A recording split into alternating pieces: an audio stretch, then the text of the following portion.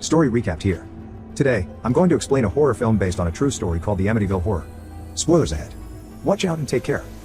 In 1974, a voice commands a man named Ronald to kill his family.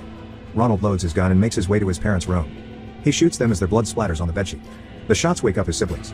To fulfill the voice's wish, he kills them one by one, leaving his scared sister, Jody, for last. Ronald finds Jody, and she asks him what's wrong.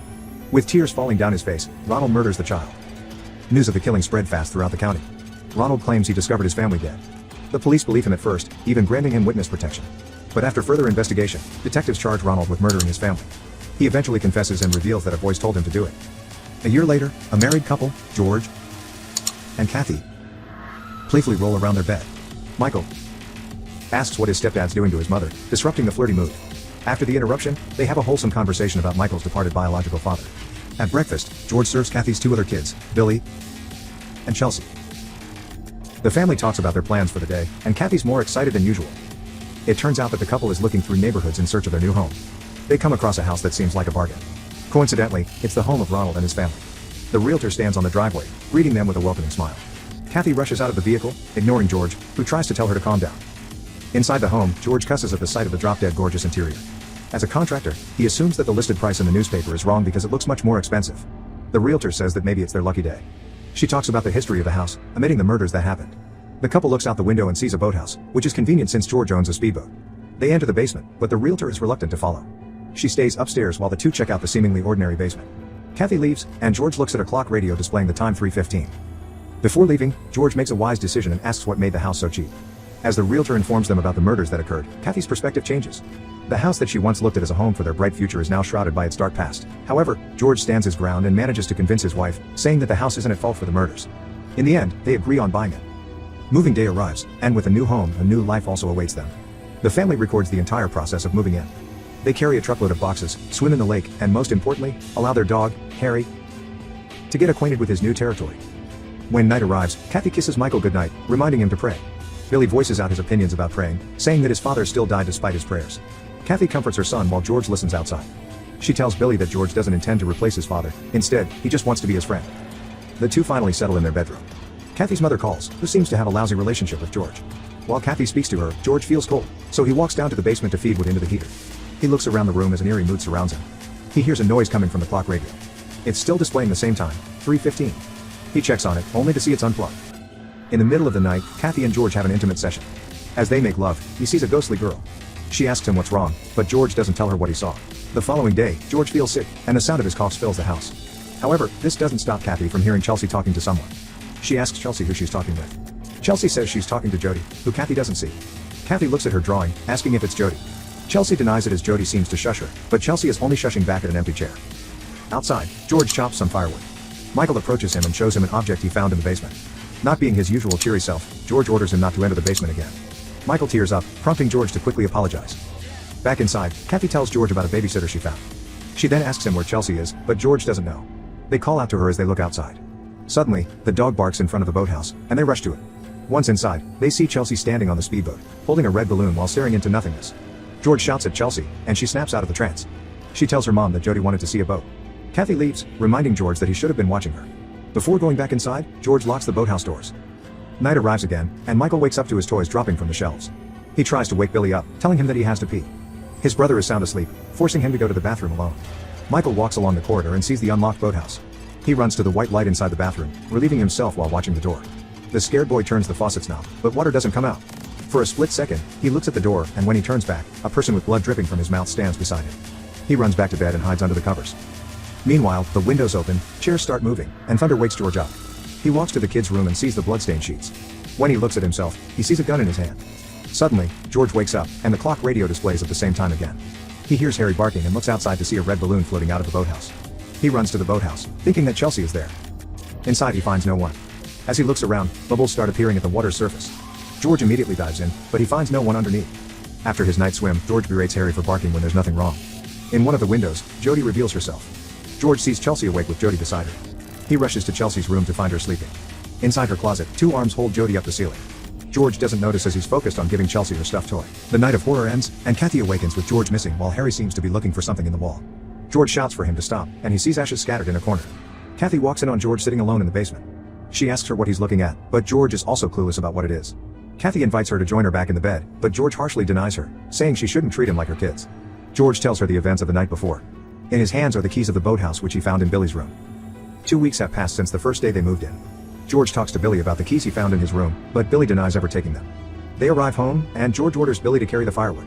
He mocks him and proceeds to get on with the task. Meanwhile, the magnets on the refrigerator form a disturbing phrase. While washing the dishes, a shadow runs past Kathy. She sees the magnets on the fridge, causing her to look for George. She finds him chugging milk. Kathy asks if he arranged the magnets on the fridge, but he looks to see them scattered. She disregards what she saw, but deep down, her fear grows. Later that night, the couple is all dressed up for a date. Billy complains about them getting a babysitter, then someone knocks on the door.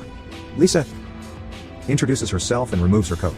At the same time, Billy also removes all his doubts about having a babysitter. George teases the flustered Billy. Lisa shares that she used to babysit the previous owners. This raises worry for the couple, but not enough to ruin their night out. At a local Italian restaurant, the two enjoy their deserved break from the stresses of having a new home. After a while, they talk about the challenges they're experiencing. Kathy asks George if his feelings towards her have changed. He assures her that nothing has and will ever change, promising that he'll make her happy for the rest of their lives. Meanwhile, Lisa also relieves her stress with a hit from her bong. Someone knocks on the bathroom door, and she opens it to see Billy with a bowl of popcorn. Moments pass, and the high kicks in as Lisa sticks out her tongue in an attempt to copy Gene Simmons. The topic shifts to the murders that happened in the home. Lisa leans closer as she plans to tell Billy about it. As Lisa gets more comfortable with Billy, she talks about Ronald and how crazy he was.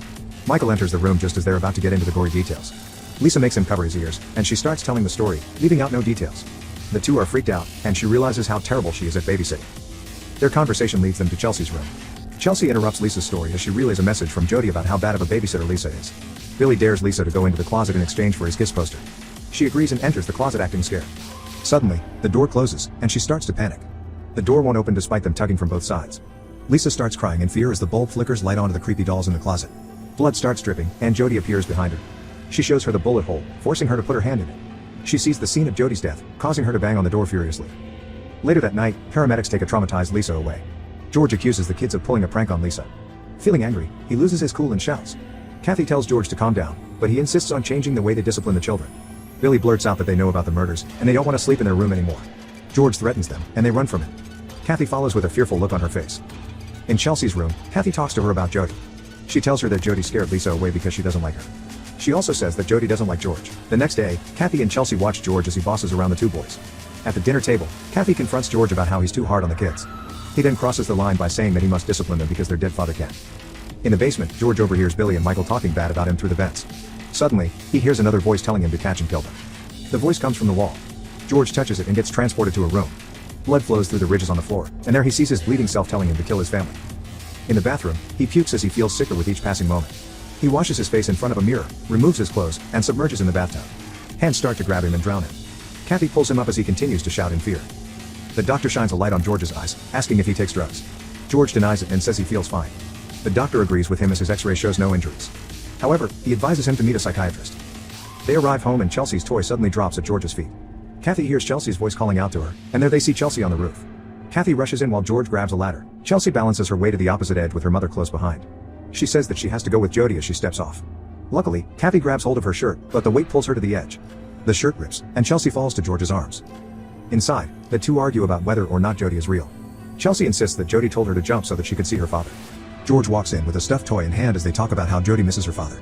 He expresses his frustration and leaves. Later that day, Kathy introduces herself to Father Calloway. She opens up about their family's challenges. Feeling emotional, she tells him that demons reside in their home. Father Calloway tells her that the previous owners of the house had the same problem. Outside their home, Billy holds a log for George. With a swing of his axe, George cuts the wood in half. Billy is scared of him, and George teases him more because of it. He orders him to put another log. Billy's fear makes him hesitate.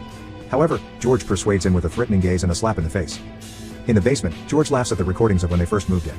Suddenly, he sees a demonic face patched on top of Billy's face. The clock strikes 3:15, and the voices wake George up. He goes upstairs to see the door open, seeming as if something's leading him outside. He immediately grabs his axe and drags it along the wood flooring. The voices lead him to the boathouse, and he slowly walks in. He nears a corner of the shed, then suddenly, a figure appears behind him. George swings his axe, and blood splatters on the wall. With a defeated look, he drops his axe to grab a bloody collar. Morning arrives, and George stares at his shaking hands as he can't believe what he did. Kathy suggests they leave, but he ignores her and starts crushing her finger. She pulls her hand, looking at him in fear and disgust. George calls her stupid for suggesting they leave. Kathy shouts that she doesn't care about the house anymore as she only wants their family to go back to normal. George focuses on the freezing temperature that seems only to affect him. They start shouting, grabbing the attention of the children. Michael says that they can't find Harry and George tells them that he probably ran away. Father Calloway visits the home while George continues to work on his project of nailing the windows shut. Kathy invites him inside, and his eyes shift onto Chelsea's doll. Outside, Father Calloway informs Kathy that Chelsea's doll once belonged to Jody. She knows about this, saying that the previous owners left it. However, he tells her that Jody was buried with the doll. Father Calloway opens up his case and starts praying. He blesses the room with holy water that instantly dissolves once it hits the floor. A noise from the vents distracts him, and the door suddenly closes. Father Calloway takes a closer look, and hundreds of flies swarm him like the plague of locusts. The door then opens, and a voice instructs the insects to fly out. Kathy runs after Father Calloway, but he's lost all hope for them. She turns around right into George's arms. Night arrives, and the voices consume George more and more. A screen turns on, instructing him to catch and kill. He exits the home, and Harry's barks haunt him. Feeling frustrated, George shouts and falls to his knees as he tries to fight his murderous intent. Meanwhile, Kathy watches from afar. On the 28th day, Kathy wakes up with a plan in mind. She visits the library to search for news about the murders. There she sees what Ronald and his family experienced that eerily match theirs. From the voices in Ronald and George's heads, both of them moving into the basement, the phrase catch them and kill them up to the 28th day when Ronald kills his family. In the basement, George starts tearing down the walls. As he pulls the planks, he feels a sticky substance. He looks in to see maggots crawling. Back in the library, Kathy finds library records of Reverend Jeremiah Ketchum. She reads a book that contains a picture of their house. George hammers down the concrete wall with a sledgehammer. He enters to see a secret corridor, and a figure jumps at him from a cell. At the same time, Kathy reads about the horrors that happened in the dungeon while George experiences them firsthand. Anxiousness grows as Kathy hurries to the church.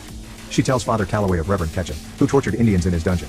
The Reverend slit his throat as a form of ritual to keep his presence in the home. Father Calloway says Ronald approached him about the same problem before, but he didn't believe him. Now that he has a chance to change Kathy and her family's fate, he urges them to leave immediately. While all this is happening, George is in the Reverend's room with Ketchum's blood splattering all over him. A phone ring wakes him up, and he answers it. Kathy tells him that she wants them to leave the house, but George doesn't listen and destroys the phone. Kathy arrives and calls out to her children. She runs to the boathouse to find George. In the depths of the lake, George sees a figure. Kathy enters the boathouse and tries to convince George to leave. He shines his light on her, making her fall. The boat's propeller sucks in Kathy's hair, and George watches his wife drown. He presses a switch, further pulling her down. Finally, George realizes it's Kathy and lets her go. Kathy leaves him, thinking that he's too far gone. In the basement, Kathy and Chelsea see their custom-made coffins. The desire to leave grows, but George has other plans in mind. He carries Chelsea, palms her cheeks, and asks if she misses her father. Kathy pleads for him to let Chelsea go. They escape as soon as he let her go. With a gun in hand, George calmly makes his way out of the basement. However, Billy blocks the door with a shelf. The winds and the unholy spirits also block the escape of Kathy and her kids.